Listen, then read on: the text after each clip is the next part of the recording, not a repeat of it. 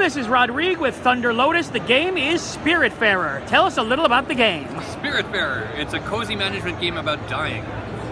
Right? In the game you play as Stella. Stella is a newly appointed ferry master to the deceased. And in the game you have to build a boat, you have to explore the world, and you have to pick up new passengers. And these passengers are spirits that are ready to transition into the afterlife.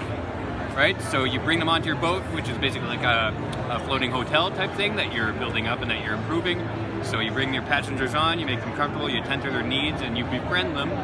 And eventually, once they're ready to pass on to the afterlife, you let them go. So I'm noticing the game has a really charming art style. Tell us about, the inspirations around the art style and whatnot. Well, the art style we have, our art team is very influenced by 1980s animation. Especially, there was an animator called, a director called Don Bluth. Oh yeah, Don Bluth. Yeah, so like All the Dogs Go to Heaven. Yeah, and, Secret of NIMH. Secret of NIMH, absolutely. So most of our artistic DNA comes from there. All our art is 2D and hand-drawn. The animation is frame by frame. So yeah, that's basically it. And obviously with this sort of like spirit theme, we were influenced by Studio Ghibli and Spirited Away as well. Now, one thing is that a couple months ago at E3, this game got shown off, and it created a lot of hype.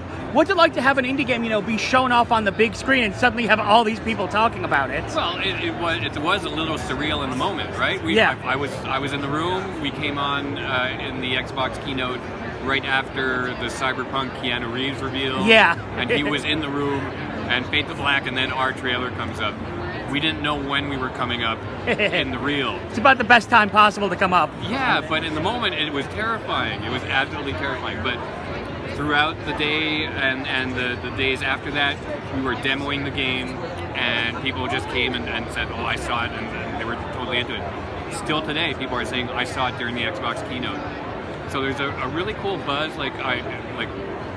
We have like a message which was, I'm not going to say diametrically opposed to Cyberpunk, but it's really in another register, and people are really responding to it. It's super cool. What sort of release date are you looking at for the game? We're in 2020. We don't have a specific release date yet. Okay. We obviously want this game to be as good as it can be. Sure. So we're talking maybe Q2, Q3, but we're not sure. Cool. And finally, the big question, why should people buy and play Spiritfarer? I already said it was a cozy management game about dying. What more do you need to know? I guess there really is nothing else we need. Once again, this is Rodrigue for Spiritfarer. Thank you. Thanks. Thank you so much for watching. If you want to see more Dollar Store Gaming, make sure to subscribe, as there's a new episode every Monday, as well as other gaming shows on the channel, such as Game Boy Roulette every Friday and The Brian J. Presents every whenever. Thanks again, and I'll see you next time.